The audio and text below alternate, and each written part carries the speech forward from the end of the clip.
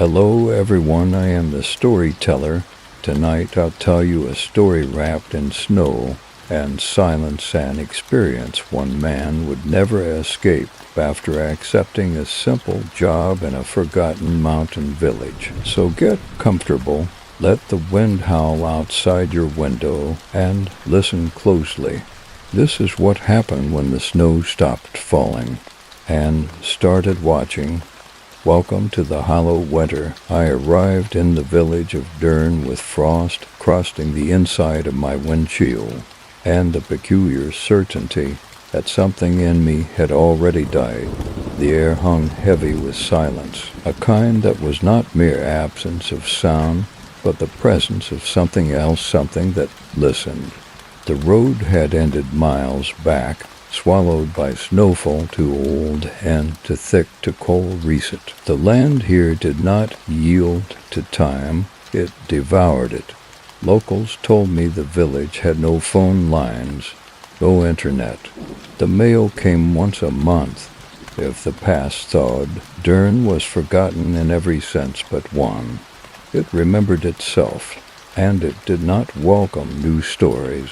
I was not sent here for stories. I was sent to conduct a geological survey for a mining concern, just a standard recon of glacial layers and potential for veins. But even in that first hour, idling in front of the weather-beaten chapel that crowned the hill, I knew no report would be filed. Not because I refused, but because what I would see, what I would become, could not be spoken in the language of reports. Something in this valley was older than stone.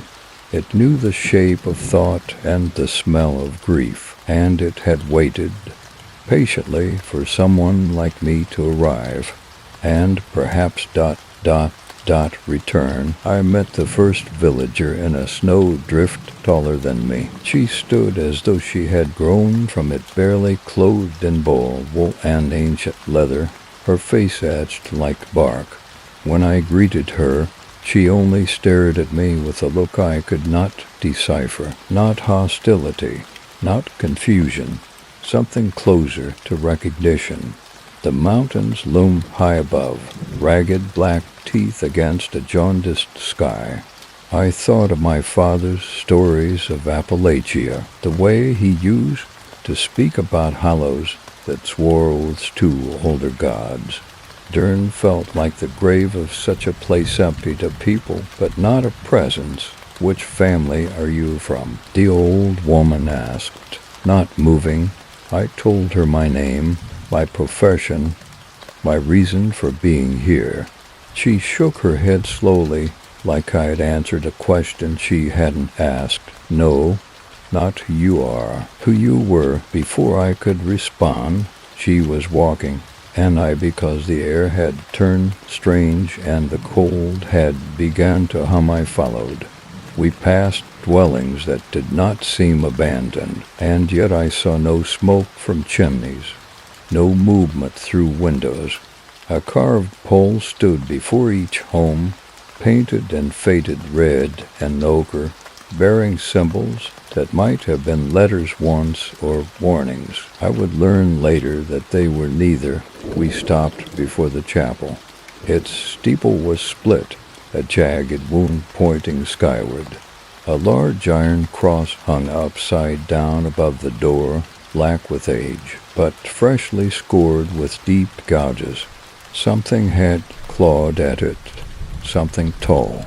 She turned to me and said, "You want to stay close to the fire tonight. The snow's wrung this year, too thick, too quiet." When I asked her what she meant, she only muttered something about the hollow and how it was not yet full. I might have dismissed it as mountain superstition, a byproduct of isolation, but as she vanished into the white, I looked down and realized, though we had walked over half a mile, I had left no footprints in the snow. That night, I stayed in a cabin they claimed had been empty since the last surveyor came through 12 winters ago. I found no trace of them, no belongings, no records, only a ring of salt around the bed and a mirror turned backward against the wall. I did not touch either. The air inside the cabin was warm, at least at first. The firewood had been stacked meticulously, though no one could tell me who did it. I asked 3 villagers, men with cragged faces and mismatched eyes, and each deflected the question like it was a trick. "You don't ask who brings the wood," one said. "You thank the trees for giving it." Another replied, "Some things do themselves. Don't insult them by noticing." Only the third man, who did not speak until I was leaving, muttered under his breath. It was for him, the last one. "You're in his place now." I woke at 2:17 a.m. The fire was ash. My breath made clouds. Outside, the snow fell with a silence that seemed ... intentional. I tell myself this part isn't real, but it felt real. It smelled real earth, wet fur, and something coppery, like old pennies or fresh blood. The room pulsed faintly, like I was inside something sleeping. There was a sound, then a tap, very light, then again and again. From the mirror, not on it, behind it, I stared. The mirror was still turned, showing only its wooden back, but the tapping continued, soft, rhythmic, like something trapped in there, knocking. And I swear between the taps, I heard a breath. It was not mine. It was colder, measured. I sat frozen for 20 minutes. When it stopped, I did not sleep. In the morning, I ventured outside. The snow had a strange crust to it, like dried skin, cracking just beneath the surface. It held shapes too long. I stepped where no one had walked and found my footprints already there. I followed a trail that led uphill, away from the clustered homes of Dern, to a ridge where the trees leaned inward like gossiping old men. There I saw it, a circle of standing stones, half buried in drifts, arranged with uncanny symmetry. At the center stood a totem, 7 animal skulls bound with sinew and soot-blackened feathers. Each skull faced a different direction. Each had a symbol carved between its eyes, sharp, precise, too modern to be old, but too weathered to be recent. My breath caught, my heartbeat slowed, the wind picked up, whispering phrases I could not parse, not in English, not in any language I knew, but still I knew. One word repeated, reckoning. I fled down the ridge, half falling, and did not stop until I was back in my cabin, where the mirror had turned itself to face the bed. His name was Caranadal, though the villagers called him Adder, a lean man, always wrapped in the same patchwork coat, sheepskin, deer-hide, and something else I didn't recognize. He smelled of birch smoke and something older, deeper, not decay, exactly, something preserved. I met him standing in the doorway of the chapel, the black cross above us casting a warped shadow in the noon light. He didn't greet me, just looked me over with a grin too narrow for his face. "You climbed the ridge," he said. I told him I had, though I hadn't mentioned it to anyone. "I'd be careful up there," he said, kneeling to scrape something from the chapel step. "That place doesn't forget who walks through it, neither do the things beneath." I asked what he meant, and he laughed, a single bark that echoed wrong. "You're the one who sees them in mirrors, aren't you? They like the broken ones. Easy to get through." I stared at him. He waved it off. "I can help. That's why you're here, isn't it? The land remembers, and you've forgotten too much." I didn't answer, couldn't, but I followed him when he beckoned. He lived alone in a cabin deep in the trees, the snow thinner here as though the land itself held its breath. Strange carvings lined the eaves called shapes, spirals, and what looked like skeletal wings folded inwards. Inside, bundles of herbs hung from beams. Dried roots, bones carved into flutes and rings, and shells of thick journals, all handwritten, all dated with years that did not exist. He handed me one.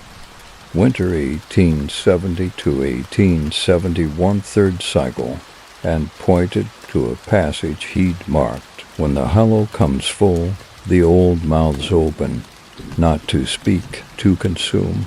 Every 13th winter, if the signs are not satisfied, the mountain takes back its name, the people forget, and the forgetting is the offering. Your company think they'll find minerals here, Karen said, but it's not or buried in this mountain. It's memory pressed down too long, trying to rise. He told me the village used to be much larger, hundreds, maybe more. Until the 14th winter, no one would say what happened.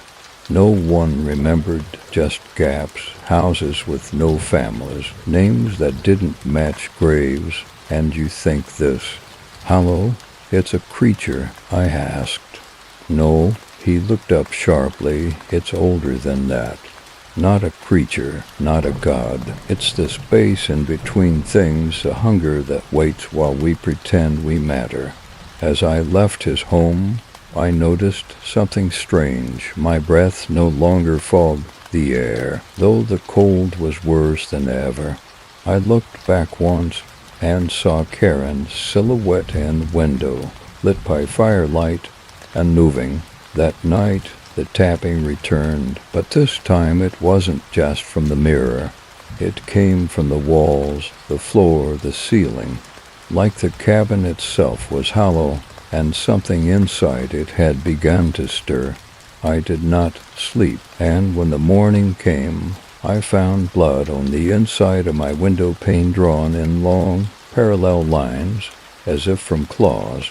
No footprints in the snow, no tracks leading away, only the words etched faintly in the frost.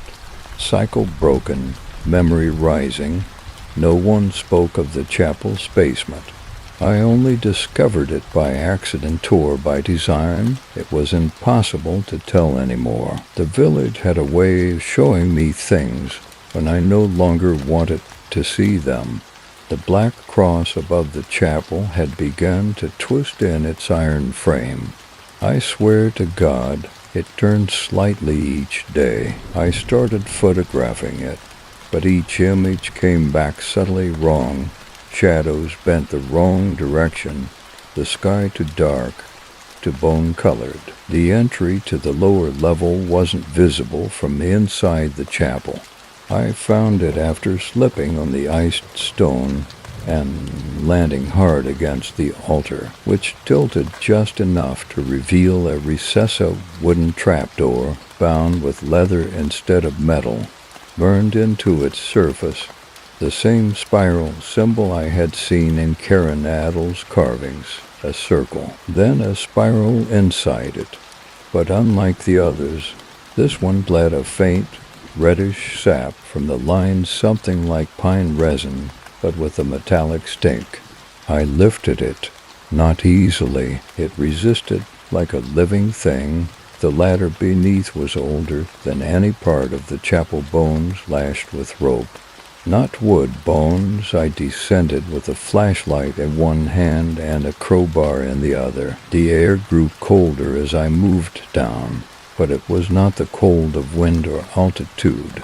It was a deep cold, the kind that comes from long absence, from places where even bacteria fear to tread. At the bottom, a circular chamber, low ceiling, carved stone.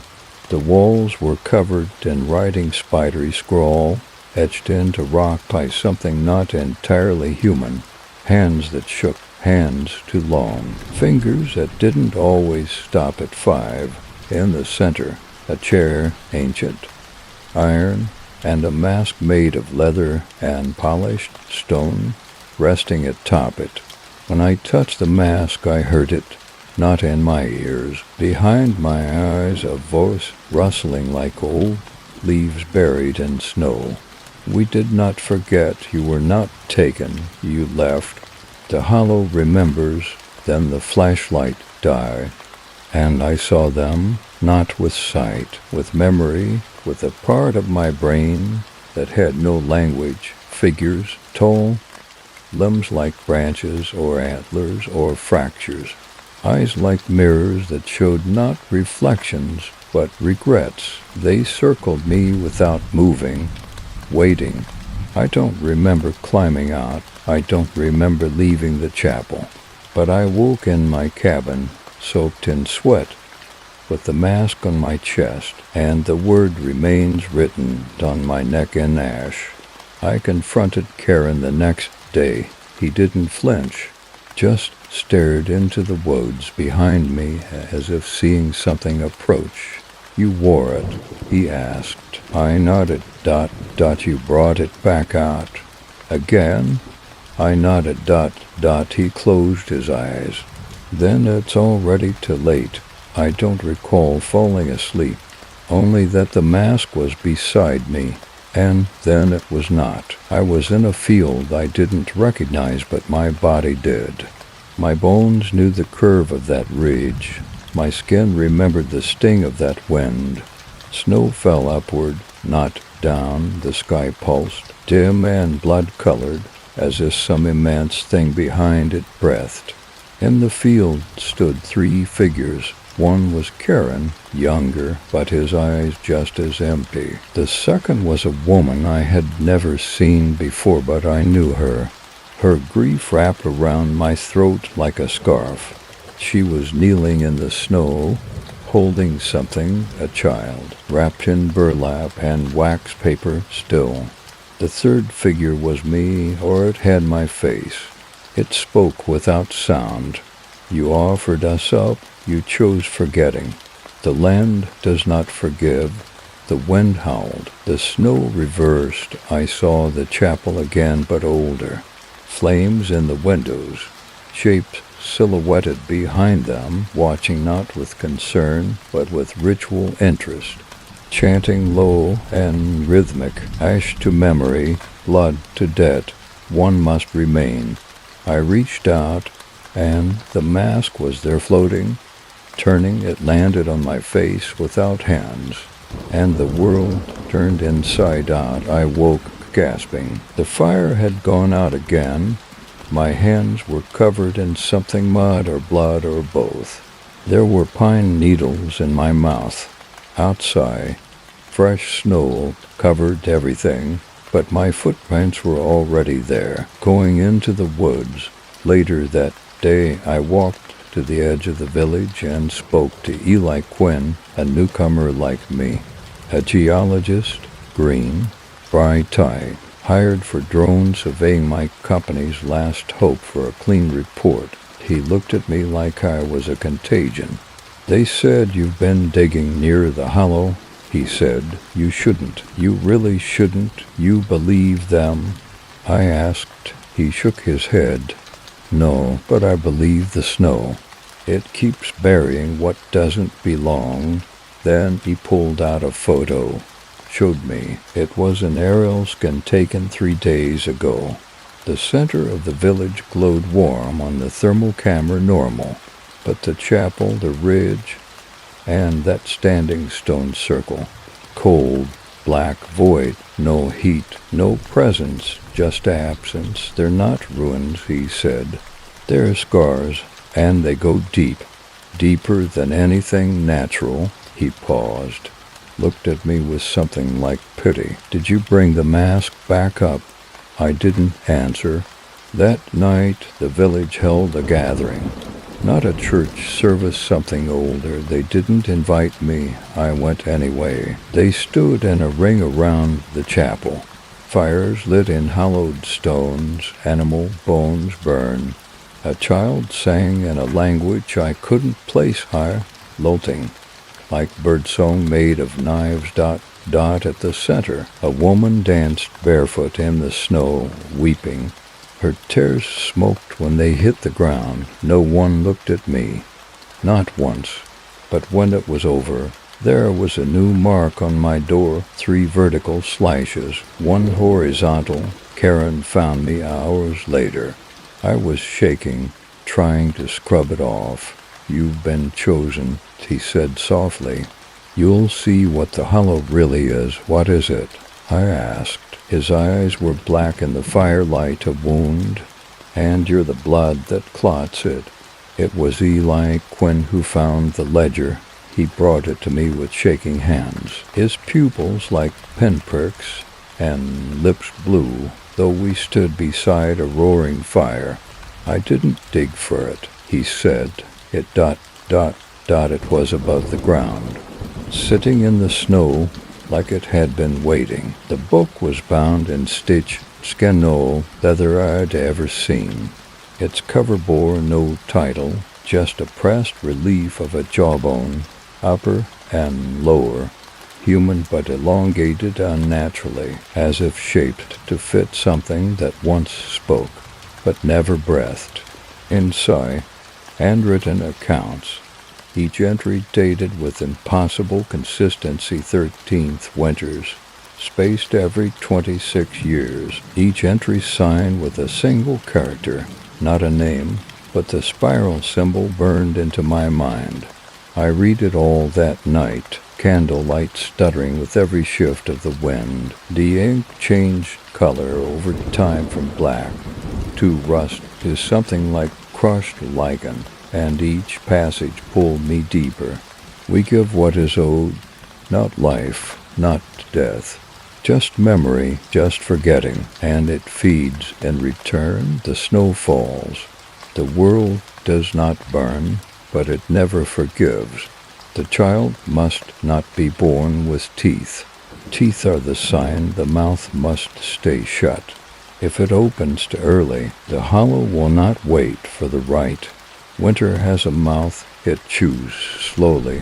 And then, near the final entries, in a handwriting I recognized, I was not meant to remember, but I do. And if I can remember ... it means it's already starting again. It was my father's writing. I stumbled outside into the white night, gasping. The snow had begun to fall heavier, but wrong again, falling sideways, swirling in patterns that didn't follow the wind. And the village was different. A house that had been burned out last week now stood whole, smoke rising from its chimney. A barn that once faced a forest now faced the chapel. The layout had shifted slightly, precisely, like a mechanism adjusting itself, like the village wasn't a village at all, but a device slowly winding toward something. I confronted Karen again. He was waiting for me. "You've read it," he said. Not asking my father, I said. "He was here. Always was," Karen murmured. "You just forgot." That's how the hollow keeps balance. It feeds on memory the way fire feeds on wood. What you remember now, it's kindling. If it burns too fast, he trailed off. Behind him, the snow rose suddenly like a wave. It hovered, and then fell slow and soft, as if nothing had happened. I asked him what the hollow wanted. He didn't smile this time. It wants us to forget who we are. So we stopped trying to leave. Later that night, I checked the mirror again. There were faces now, dozens, behind my reflection, watching. None moved, all looked familiar. I recognized them all. Every one of them had worn the mask. Every one of them was me. I woke in the woods. No memory of walking, no shoes, my feet blue and raw. The snow wasn't cold anymore, it felt wet, like a tongue. I was deep in the trees, beyond where anyone had mapped. Behind me, no path ahead, a clearing filled with bones. Deer, goat, birds, human, arranged in spirals, just like the journal. In the center, A massive black pine with its trunk hollowed out, not naturally, not by rot or age, but cut from within, a hollow. The inside pulsed faintly, like a throat swallowing air. I could hear something within it, a chant, too soft for ears, but too loud for thought. My body moved forward without command. I reached out, inside the hollow carvings, not with tools, with teeth, hundreds, bite marks, precise and purposeful. Some adult, some not. I whispered aloud, I don't know why. What do you want from me? And something whispered back, not with words, but with a sensation. We were never outside you. I woke in the chapel. The mask was on my face. Eli Quint sat in the first pew, sobbing. His fingers were bleeding. He'd scratch spirals into the wood with his own nails. When I spoke, he screamed. You were gone for 2 days, he cried. They were looking for you. And when I said I didn't know where you went, they said I'd be next. He looked at the door, then back at me. You changed. You weren't breathing when I found you, just standing there, whispering to something like it was inside you.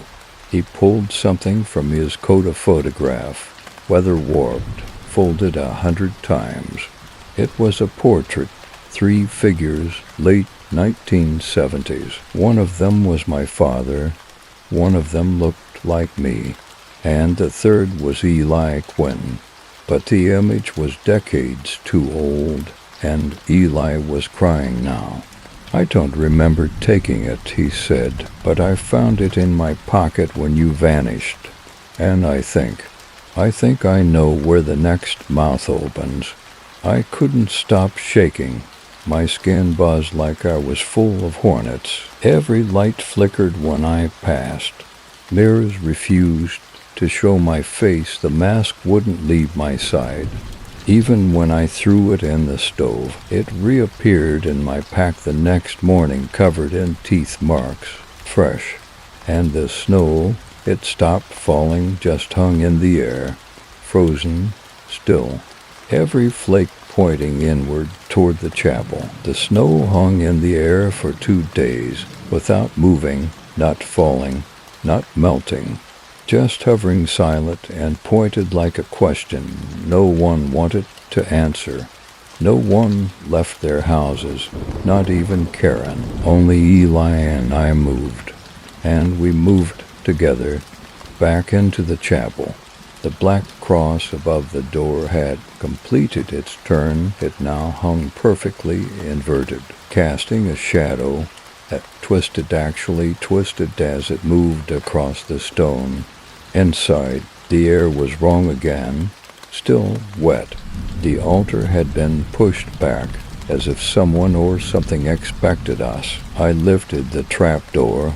The bones in the ladder had been rearranged. They were newer now. One vertebra had a company logo scratched into it. My company, I did not speak of it. Neither did Eli. We descended. I counted 17 rungs. On the 18th, the sound stopped. I don't mean silence. I mean absence. No heartbeats, no breath, no memory of breath. The circular room at the bottom was different than before, larger. The walls pulsed softly, like breathing granite. Shapes moved in the stone, not shadows, not tricks of the light forms, watchers, not human, not animal, twisted amalgams of memory and mass. They didn't move, they remembered. In the center of the chamber stood a well, stone-lipped. Why? No rope, no bucket, just depth. I approached. I didn't want to, but I did. Like it called a part of me I hadn't known existed. I looked down, at first just dark, then a flicker, then a mirror. Not water, not glass, just surface. And I saw my father, younger, wearing the mask, screaming into the void. Behind him, Karen, unchanged. Behind Karen, Me dot dot, and then behind me it. I didn't see a shape, just absence. Not a thing, but a subtraction of thing, a negative God. A wound in reality that never scarred over. Eli fell to his knees. It wants me, he whispered. It wants the wrong one, and I knew, with gut-level certainty, what he meant. He wasn't Eli, not anymore, and I had never been only me. The chamber shook, dust fell. From the well came breathing, heavy, ancient. Not air, just pressure. Pull, the stone began to split, fractures racing along the floor, forming a symbol around the well. The spiral was not a design. It was a map, and we were at its center. Eli stood. His face had changed. Eyes blacked, teeth too long, voice not his. One to be forgotten, one to remember. That's the trade. Then he jumped into the well. No scream, no sound, just acceptance. The spiral glowed once, and then it went dark. I was alone, except I wasn't, because the mask was still in my hand, and it was smiling. When I climbed out of the chapel, the sun was just rising, but I had gone down at midnight. The snow had vanished, melted clean, though the temperature hadn't changed. The trees dripped like they'd been through a sudden thaw, and everywhere I looked, the world seemed reset. Houses stood exactly as they had the first day I arrived. The burn scar on the millhouse roof gone, the sigil scratched into my door never existed. But the worst part, Eli Quinn was alive. He was hauling firewood near Karen's cabin. He waved as I passed, smiling. His fingers were whole, his eyes were human. You knew in town, he called. I staggered back to my cabin. Inside, then touched. No claw marks, no mask. But I could still feel it in my hand, the weight of it, the memory of it. I opened my journal, desperate to anchor myself. Blank, all of it. No notes, no sketches, not even my name. But at the back, a page I hadn't written. Just one sentence, scrawled in a hand I knew too well. If you read this, don't speak the spiral out loud. Not again. I tried to confront Karen. He didn't remember me or pretended not to. He invited me in like it was the first time, offered me smoked venison and tea that smelled like birch and rust. You look pale, he said. Dreams been chasing you. Where's Eli? I demanded. He raised an eyebrow. Don't think I know the name, but I saw him this morning. He leaned forward. I think you need rest. These mountains do strange things to a man just in from the world. Time doesn't run right here, never has. I stared at the walls of his cabin. Different carvings, familiar symbols but rearranged. The spiral wasn't there. Instead, a new shape. A mouth made of 13s, 13 teeth, 13 eyes, 13 years between cycles. Karen noticed me staring, smiled. Don't look too long, he said. Things'll see you looking. That night I dreamt again, but it was not my dream. I was someone else watching myself approach the village, watching me sleep, watching me put on the mask. The spiral wasn't on the ground this time. It was in the sky, burning, turning, and in the center, a face that wore mine like a mask. I woke, screaming, outside. The snow had returned, falling sideways again, every flake shaped like a spiral, and in the window pane, written in fog from no breath I could call mine. You are the memory now. At first light, I packed a bag and left. No goodbyes, no notes, just motion. I followed the old road out east, toward the past that was supposed to lead down into the valley, to signal, to warmth, to reason. My compass spun, the snow deepened, the wind reversed. After 3 hours, I came to a clearing where the trees split around a stone marker, a boundary cairn carved with the village's oldest symbol, a wheel of antlers around an open mouth. It hadn't been there before. I walked past it anyway. The road began to loop. Twice I passed the same tree, twisted into the shape of a crouching figure, bark peeled back to form a screaming mouth. On the third loop, I found something else, a child's shoe.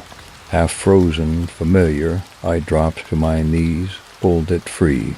Inside was a slip of paper, folded and damp. Written in pencil, smudge, but still legible. We were meant to leave, but you wanted to stay. You made us forget. Now we remember. The handwriting was mine, a child's version.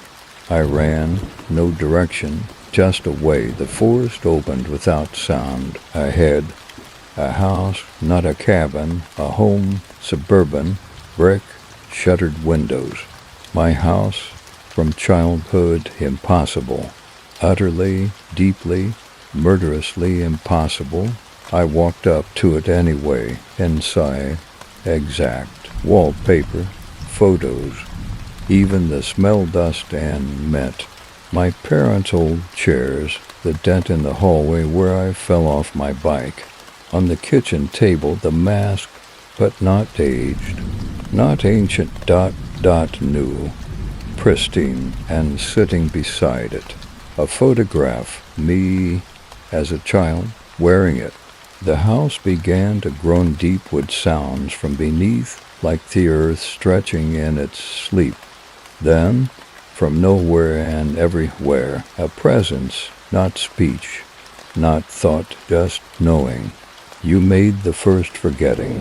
You were the first debt. Now the hollow is full. You will remember everything, and I did. I remembered being born here in Dern. I remembered the first cycle, when I was chosen. I remembered trying to escape, bringing others, luring new surveyors, engineers, strangers, all sacrificed, each cycle fed, each ending wiped. But not this time. This time the hollow wanted me to see it all, to feel it, to know what it meant to be the one who remains. The mask split, not broke open, like a mouth, like an invitation.